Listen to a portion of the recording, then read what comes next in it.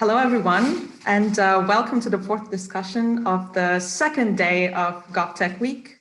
And today is all about rethinking public services and making them fit for a new digital world that we currently live in. We will continue today with a panel discussion on seamless government and how to deliver public services proactively. My name is Audrona Sadowskaite. I am a researcher at Visionary Analytics. We are a private research institute. We're based in Vilnius, Lithuania. And there, together with my colleagues, I conduct research and evaluation to help public sector institutions design smarter public policies. Public sector digitalization is one of my research topics, so I'm very excited to get into today's discussion. First, allow me to very briefly unpack today's topic before I introduce our wonderful panelists. Governments everywhere in the world are undergoing a digital transformation with a similar goal in mind. So this is a totally automated, integrated, personalized, and proactive public services. And people increasingly expect these services to be accessible to them by a single tap of their smartphone, or even voice activated, as you would activate your Siri, Alexa, Google Assistant, what have you. People actually do not want to care which public institution is responsible for each little task that has to be done for them to, let's say, start a business. They just want a seamless experience without having to, think about what happens at the back office of the institutions. But we are not quite there yet. Government silos, obsolete legacy systems, PDF forms and websites galore actually limit our progress and slows us down. So today we will try to unpack this path towards seamless government, and we will focus on three things. First of all, to get a baseline for our discussion, I will invite our panelists to briefly reflect on what is the gold standard for new generation digital services. And I think that today will be a wonderful opportunity for us to elevate our standards that we use when describing and when thinking about public services, and to see whether the idea of proactive public services is relevant when we describe this gold standard. The next key issue of today will be, how can we get to this gold standard? And for this, two key questions will be important. So first of all, what are the technological enablers for these proactive public services?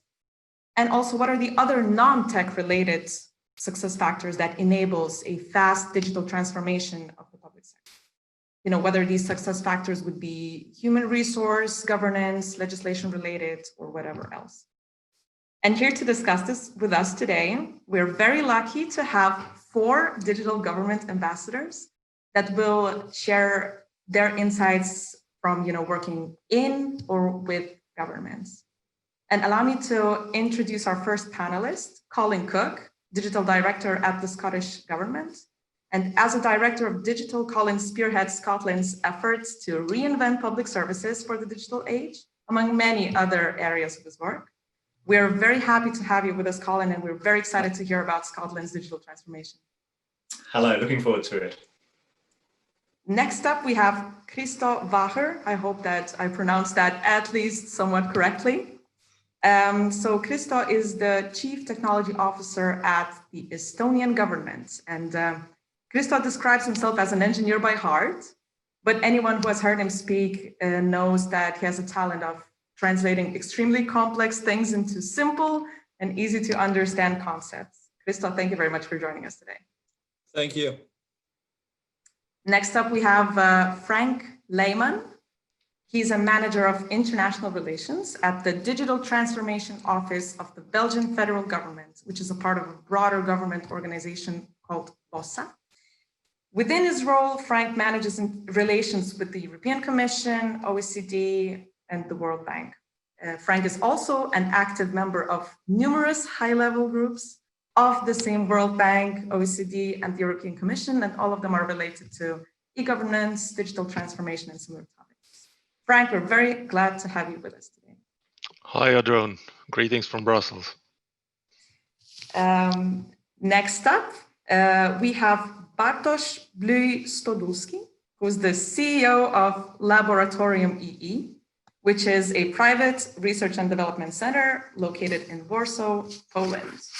And today Bartosz will be representing the private sector perspective, very much needed perspective in these discussions, and we're very happy to have you. And as far as we know, that your company has worked quite extensively with public sector clients to deliver various smart solutions enabling digital public services. Thank you for joining us today. Thank you very much also. Thank you for this opportunity to discuss these very crucial and interesting topics, at least to me personally. And let's just jump into the discussion with the first key issue, and let's set our baseline, discussing what is this gold standard for the next generation digital services.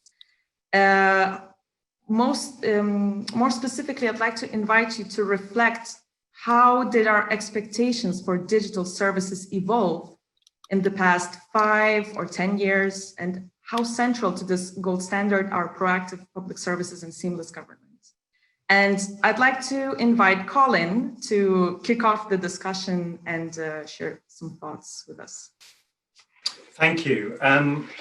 It's sometimes difficult to talk about how things have evolved, because I think they've evolved at different times in different markets, and people are different and expectations are different. And I think, okay, over the last 6 months, maybe the dial has been shifted quite radically for more people, but we still always have to remember that there are a significant percentage of people in our societies that are uncomfortable or don't look forward to dealing with government through technology in the same way as maybe those of us on this discussion today do.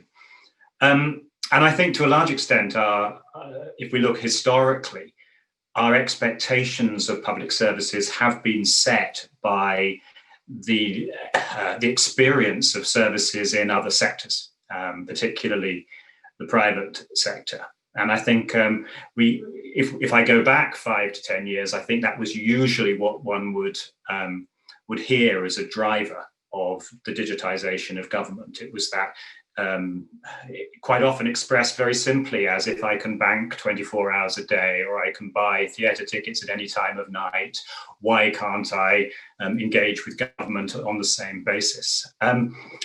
How I think the gold standard is now, a few things I'd highlight. I mean, I think firstly, the gold standard is services that are clearly and obviously designed around individuals. Perhaps one of the biggest changes I've seen in government over the last 5 to 10 years is not so much the introduction of software engineering as a discipline, as it is the real primary focus given to service design. And I think that's been a significant shift. So I think that's the first element of the gold standard. And the second element I would focus on is a greater understanding of where government needs to differentiate and develop specific technologies, and where it is most appropriate to use commodity technologies driven by the marketplace. I think the gold standard is a far greater understanding of those elements of service that can be done more efficiently, more cheaply, through common commodity technologies, and the differentiation between those and the things that really matter to people, where the focus of government innovation in the GovTech market needs to be. Krista, would you maybe like to share some of your thoughts? Yes, really good kickoff by Colin here. I think that, well, as I'm an engineering background, reality is that I'm looking at real life problems, right? And I think that public sector here has an incredible opportunity to be pioneers in a way that private sector may not encounter yet today. And this is exactly for the reason that we don't expect to talk to our government every single day. None of us do. We don't expect our government to be there and ask how we are doing every single morning, or have a monitoring of our everyday lives at every single moment of our life, right? So I really think that we don't want active communication with the government and all of our public services every single day, but we want them to be there when need arises. Which means that if something happens, if an accident happens, or if I need social support of any kind, then I need my government to be there. And at that point, I need this to be as seamless and as convenient as possible. So when we are looking at what is the ideal gold standard as has been described here, then the ideal gold standard would be that we, each of us, would have a government official living with us all the time, there whenever we need them to always know every single answer to any kind of question that might arise and not bother us when we don't need them. Like, this would be the perfect ideal, but obviously this is not possible to achieve. We don't have people that would like this kind of job, and we don't have enough manpower or financial resources to actually make it happen so that everybody would be as competent to be able to provide this kind of service. So we need to look at technology, how we can address at least 90 to 95% of this need, this everyday routine, through technology. And this is where in Estonia, what we're looking at the moment is providing government services, at least the majority of government services, through virtual assistants, so that the services are there when you need them in the most convenient and in your most everyday environment possible. You don't want all those PDF forms. You don't want all of those websites that you need to navigate through. You just want to tell your phone that, hey, I was in a crash. What should I do? And you want your phone to then ask you, were there people injured? Then you're going to say no. And then it's going to ask, was there damage done to private property? And then you're going to say no. And then your phone will tell you everything is going to be all right. Make sure that insurances are going to exchange data. You don't need to call the police.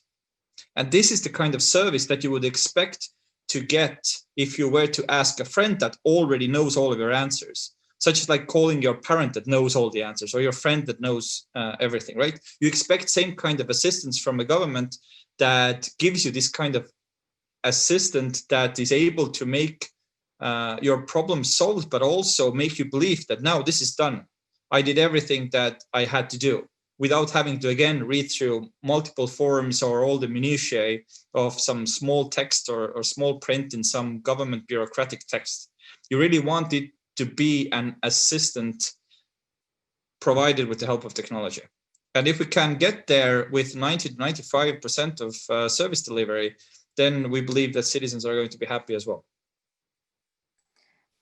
You touched upon a very interesting topic, which is not necessarily a topic, but a technological matter, which is the role of smartphones in delivery of these government services. And I know that Bartosz has had some very practical experience with designing such public services. And I just wanted to hear your reflections about whether there has been a shift towards more mobile first public services, whether governments have adopted this to a large extent, whether this is, let's say, the gold standard, or how far we are from it.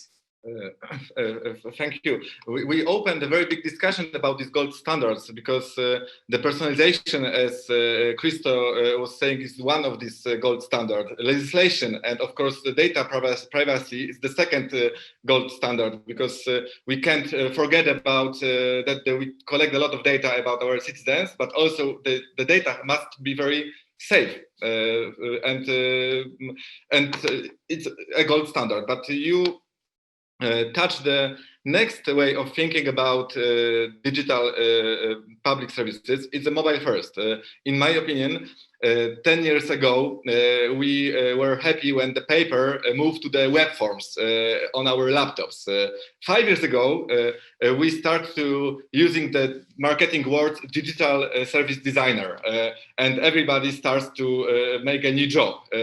And we were wondering how to make it end-to-end service in the public. Now, everybody uses desktops, but laptops, it's a quite old device to use internet. And for example, in Poland, one of our clients, the university in Poznań, have a big problem because 2,000 students are not able to fill the forms to the next lecture, or are not able to check the exams because they are not prepared on mobile devices. So I think that the gold standard for the orders to the IT sector should be focused that each new public service in the first point must be mobile first, not desktop first, but mobile first. And it's still not the rule in my country. I don't know how does it look in your experience, but in Poland, we still have to explain that the mobile is the most important device in the next 10 years. We have to show data that people use mobile phones. Everybody knows it,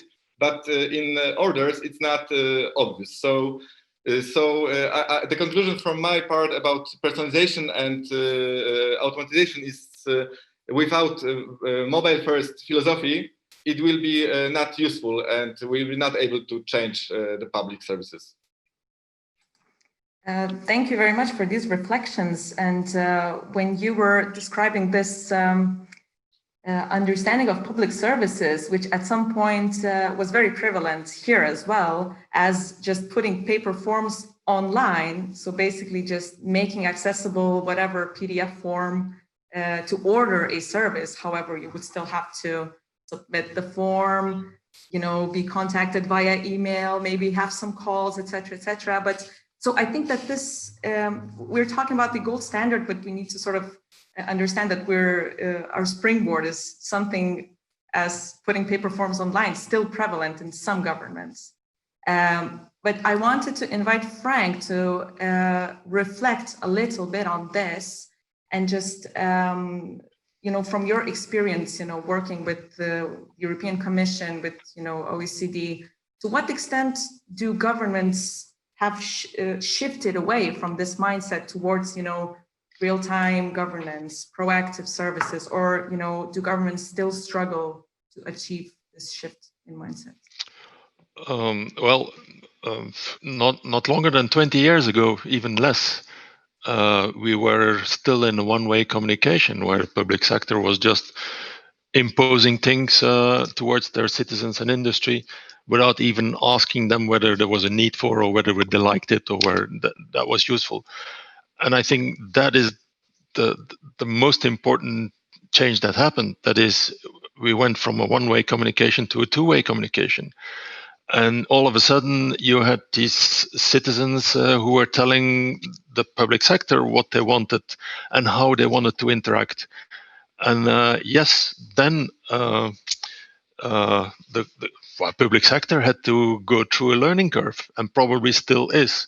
And as new technologies are getting towards us at a faster, even faster paced, they constantly need to catch up and to be able to respond to that demand that comes from the other side.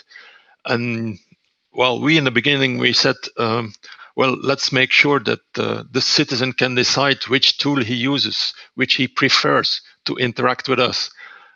So we made our services as hardware agnostic as possible. And then, yes, this mobile phone came up, or the smartphone came up as being the winner out of all these kind of technologies, and that seems to be to become the standard.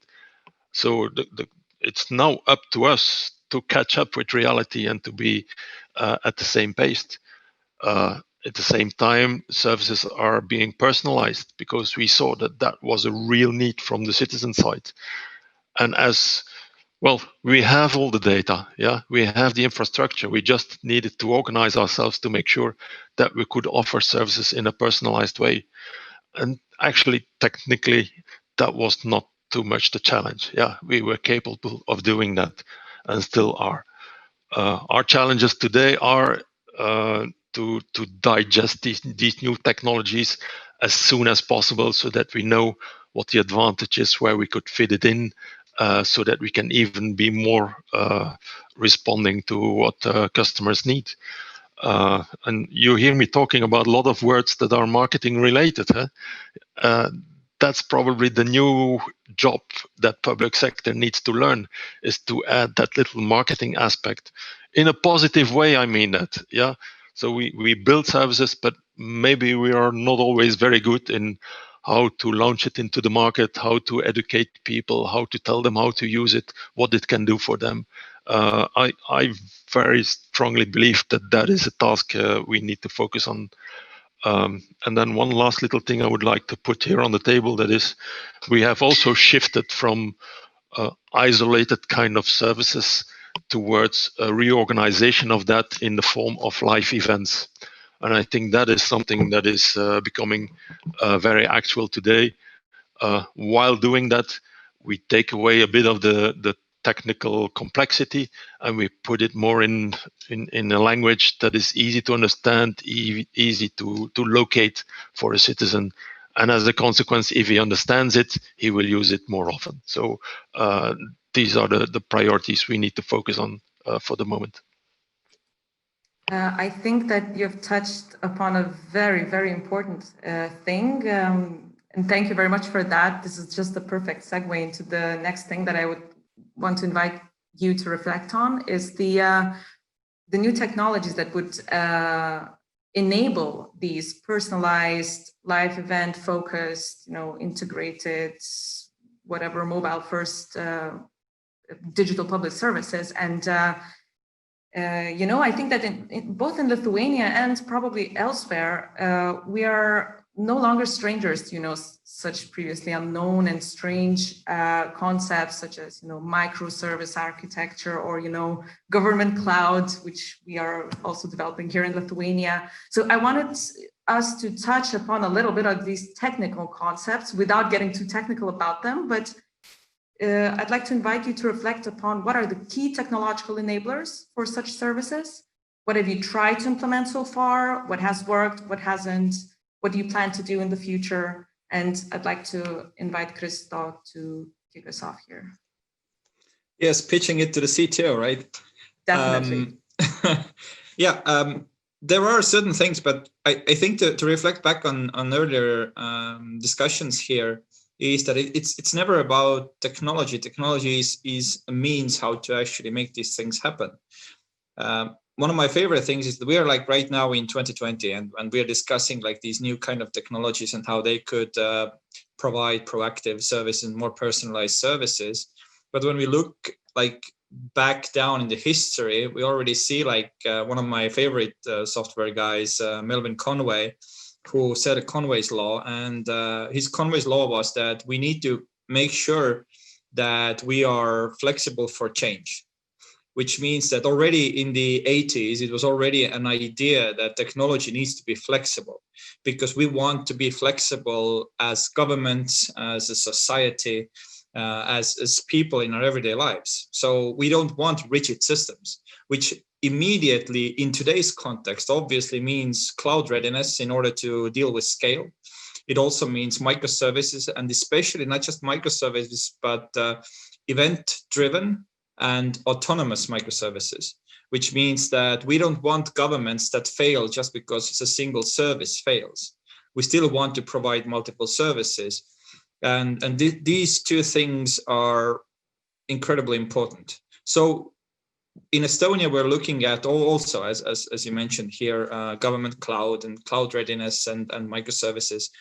But it's all just because we want to be very flexible, and it's very important to be flexible or create the environments how that we so that we can actually be flexible. And reflecting back to Conway's Law, and the reason why I really like his thoughts is that Conway's Law said that no matter the systems that we want to actually build, no matter the technology involved, it is a reflection of our everyday life and everyday communications, which means if we're designing systems, and the design of systems has also been mentioned here today already, if we're designing systems, then we should really be able to we should really be encouraged to look at how we are actually expecting systems to work in real life without technology, and then seeing how technology can automate those routines. And this is one of my own personal favorite quotes of my own, is that technology's most important role is to automate the routines of our everyday lives so that we can save time to do more creative stuff, that where we do not need this kind of routine automation. And major part of what governments is doing is actually a lot of bureaucracy and a lot of routine. If we can minimize impact of this kind of routine, then we can actually flourish, hopefully, for the next generation. I think that this concept, this Conways Law, is an extremely important one, which puts very nicely into a couple of brief words what governments usually struggle with when designing various systems and services. It's that it definitely is a reflection of the people who are designing the service, and it must be a challenge to involve everybody. It's actually impossible to involve everybody that will be using a service in this process. But I wanted to maybe invite Colin to reflect on this a little bit. What has been your experience? Have you encountered Conway's Law in practice? How have you dealt with it? Well, we'll probably give it a different name, but yes, I think I think I said in my opening remarks, the challenge of effective government services is it starts with an effective approach to service design and user engagement, and we have something in Scotland called the Scottish approach to service design. We like to claim that we came up with that, which is it's a very detailed process, and it sets out how one should go about designing services, but fundamentally comes down to a commitment that when decisions are made about the design of services, a user is in the room to help make those decisions. So it's not something that is just created in the realms of technology. I mean, I totally agree. I think the challenge isn't a technical one, even though the question was put in that way. If you think about what we talked about collectively as the gold standard, services that are scalable. So clearly, government cloud, the use of more general public cloud has to be part of those solutions. Services that are joined up, so we need to build services with common data standards so that we collect data in a similar way to enable those services to talk to each other across the boundaries of government.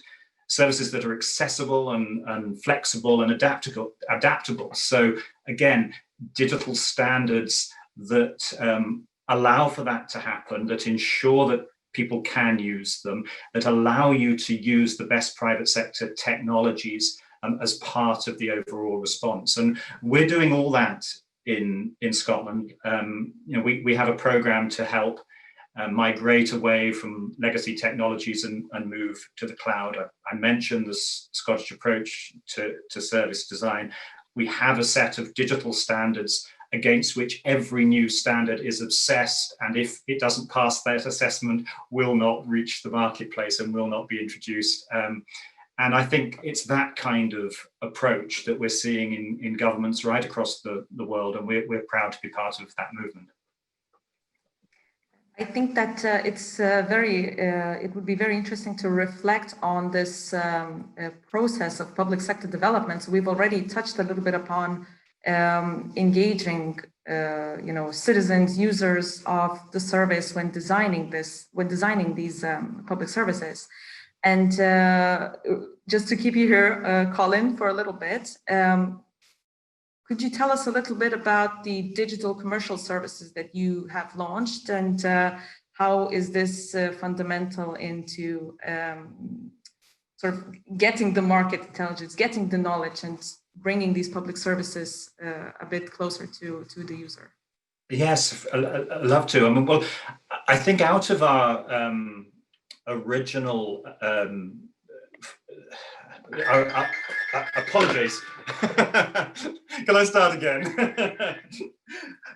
That's an inevitability of living in the digital age. The phone is going to go off. Yeah, the digital commercial service. I mean, we started exploring the GovTech market with a project called CivTech, which was all about innovation and putting new challenges out to the marketplace to develop solutions. And we also realized that some of our more fundamental challenges, if we could find a better way of engaging the private sector in developing solutions for those, it would help us get to those solutions quicker, faster, and more effectively. So we set up the Digital Commercials Service, and it works right across the gamut of what we do as an organization, from the very small things like CivTech, where we have unformed challenges that we're looking to help with, right through to the large scale contracts that we've had for some time that we need to ensure the government we're getting good value for. And it's about being braver and more engaging with the market at an earlier time. It's about understanding what's out there, having a much better sense of what the private sector is developing, what new opportunities there are, what new technologies might bring to government. So that constant scanning, if you like, of what's happening and having that intelligence within government. It's about a better understanding of how the private sector ticks, so that we have we both recognize that we have different objectives from that relationship, but if you do that and you're open about it and you discuss that, then the result will be better. And it's about getting the private sector and expertise into the process earlier, getting away from the traditional approach to procurement where everything that we did was behind closed doors, and we having then made our mind up and drawn up a very detailed specification for what we wanted, we suddenly released it upon the marketplace, and replacing that with upfront engagement, engagement about what might be possible, about what kind of specifications could serve our purposes, and having that more engaged and open debate, not with a closed section of the market, but with everybody who could potentially have an interest in serving us. So the Digital Commercial Service is, yes, very much at the heart of our way forward. We don't think in Scotland that we can do everything that we need to do to digitise government, to improve services for people on our own. We have to do that in partnership, and the private sector is a key part of that. So I just wanted to invite our private sector representative, Bartosz, to contribute to this a little bit. Colin, you touched upon a very crucial thing in public service development, which is the possibly sometimes the lack of flexibility when designing these projects. Public procurement rules, they're very rigid, and we need to often find new ways of developing and improving these public services. And so just Bartosz, to very quickly reflect on your experience with designing these public sector, public services, and what has been the experience? What is the usual process of developing a public service? Do you pilot extensively? Do you, just a brief reflection from your side. My role is very special because I'm not the typical IT company, and I really try to educate my customers, clerks and administration that the agile methodology is much better than fixed price, that API is the gold standard to make some link data between digital services. But I want to say that, in my opinion, responsibility of the UX is too much on the IT, because we are not able to change the situation with the law is against the changes. And for me, this is the most forgotten part of UX, because we are talking about new technologies, we are talking about new service designers, we are talking about new possibilities. But we forgot that the law is much behind the new technologies. And for me, one of very sad, but also very good example is constructing industry in Poland. It's a little bit of shame, but we still use only papers to apply for the permission to build a new house or a skyscraper. And it's obvious that we can move it to the digital web forms, but we can't. Why? Because the law doesn't allow you to send these big papers with your projects via email. And it's so obvious to make it in on IT part, but it's not obvious about legislation. So my job is to describe these problems to my customers and start the research with the end users. And we show them the proof of concept. We show them how the IT system could look, but also we try to get insights what changes in the law must be done to make this life simpler. This is one part of digitization. It's a legislation, as I said. The second part is a problem about digital cloud and the GovCloud, because people don't believe that it's a good solution, and you have still show why it's the most important way to go to the cloud. So this is the second part, and the third one is, as I said, the terms. If we want to be flexible, as Colin and Christo said, if you want to be follow the business, we have to also to follow the solution in hire the IT companies, because if we always want to have fixed price, they can't be flexible. So in my opinion, the goal for us is not only talking about UX on the IT part, but focus on the UX on the clerk's part, and wondering how legislation can be more useful, and the terms between IT companies and administration can be more flexible and open-minded for changes. So yes, so this is my point of view. Since Bartosz just mentioned that many things that government officials have to take into account, to think about, that's legislation, technology, user experience, and a myriad of other things that you need to assess, look into before jumping into whatever projects. And I wanted to invite Christo to reflect a little bit about what is the mix of competences, of skills, what should be the team that takes charge of such, public service transformation projects. So is it only the responsibility of the legal guys? Is it only the responsibility of the IT guys? What should be the mix? Yeah, I'd like to reflect on the previous talk a little bit here, that the law was brought into here, and regulations were brought into here. I think that in terms of technology, there's an interesting saying that if you regulate before you innovate, you're never going to innovate. So I think it's a duty of a government to also provide this kind of safe sandboxes to innovate, so that where you can try out new things without being dragged down by the existing legislation or laws even. I think this is one of the important duties. But I'm of a strong belief personally in terms of this, that you really shouldn't build stuff yourself that you are not the best of. What this means that unless you have a hypothesis that you can do something better than everyone else, then you should really just outsource it. You should just use something as a service. But the role of government there is that sometimes there's a need for something that doesn't exist in the marketplace yet.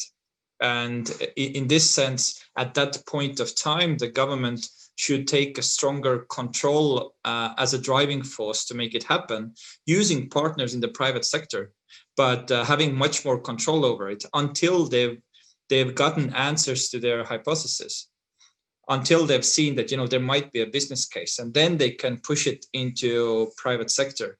It was eye-opening for me a few years ago, once I came to work in the public sector, when I was told that, traditionally, just to think about it, traditionally government used to do a lot more than they do today, because a lot of the fields have become standardized and then given to the private sector.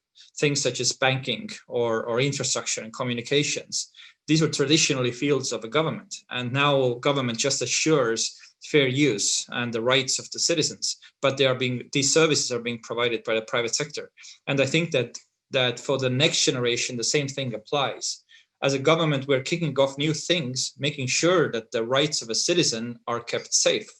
But at some point, we can give all of those services to the private sector as a partner in providing these and scaling these services up, because government itself is not going to scale these things up nationally at the enough level, or internationally even. So some of those services might end up being cross-border as an opportunity for the private sector. But last point from my own standpoint here is that it's also important for the government not to outsource something or push something in the private sector if the goal of the private sector is just to be a single provider of this kind of service.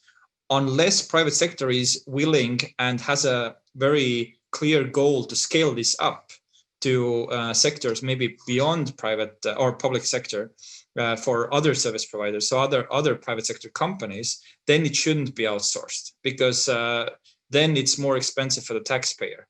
So if you want something to increase the quality and at the same time reduce the tax stress for the citizen, then you need to scale it up. But you need to scale it up with the help of private sector. So it's really going to be a lot about partnerships and being really honest with yourself before you start building something, that are you the best person to do it yourself, or do you need to involve the experts in other fields?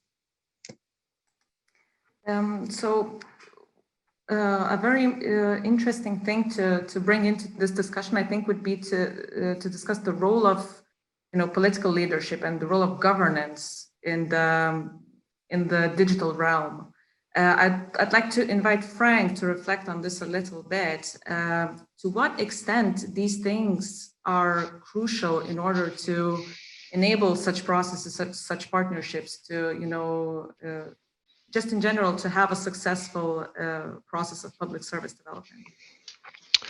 Well, it is clear that this kind of a role has changed in the last years. Yeah, governments used to control everything, build everything, keep everything in-house, and as a consequence, they were creating bottlenecks. Yeah, and as the demand from the citizens was getting more and more, putting more and more pressure on us, we had to shift strategies. The way we approached it in Belgium is probably a bit the same like what Estonia did. We have in our organization, I think about 2/3 of our staff that comes out of private sector. Yeah, because we absolutely wanted to have a closer relationship with the industry. Industry needs us, we need industry. It's at the same level. But we've decided that we did not want to keep everything in-house anymore, but to work more in a long-term partnership. And for that, well, first of all, you need to start and understand each other's needs, which was not a given from the start. Industry sector had or still has to understand that you cannot just offer the same package or product or service to public sector like you do in private sector. The needs are different, and these needs they need to understand. Like we in public sector need to understand that a private sector needs to make profit, and that you need to give that room for them to be profitable, so that they can invest in research and come up with new things. So it's a really two-way communication also there. I think as a government nowadays, we are shifting more towards a concept where we want to offer some kind of a platform with a number of services that you can pick from the shelf or out of a menu, and it's up to the citizen or the industry to use it whenever they need it, in the format they need it, at the moment they need it. And we are more creating the environment so that society can function in the best possible way. Yeah, that's probably the best way to put it. And we go a little bit more in backstage, make sure that everything works, that everything is safe, that the data that we keep from these people are secure, but that all the tools are there for them, for industry to function, to flourish, for citizens to function in society. So that's probably where our focus goes for the moment. I think that that's sort of brings us nicely back to the beginning, where we, have reflected how important it is to think about what the citizen needs from the government, and that the citizen, the user, is at the center of everything that we do. And just, to briefly wrap up on the gold standard of the public sector services that we've just discussed, that the citizens want personalized, life event focused, integrated services that are accessible to them when they need it at whatever medium they prefer.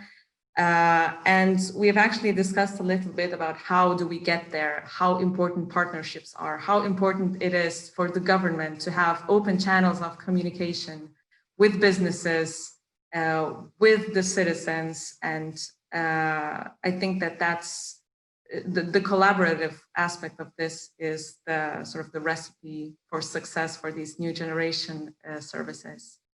And I think that our time has run out. I hope that you've enjoyed this discussion. I certainly enjoyed it and was inspired by, the thoughts shared by our panelists.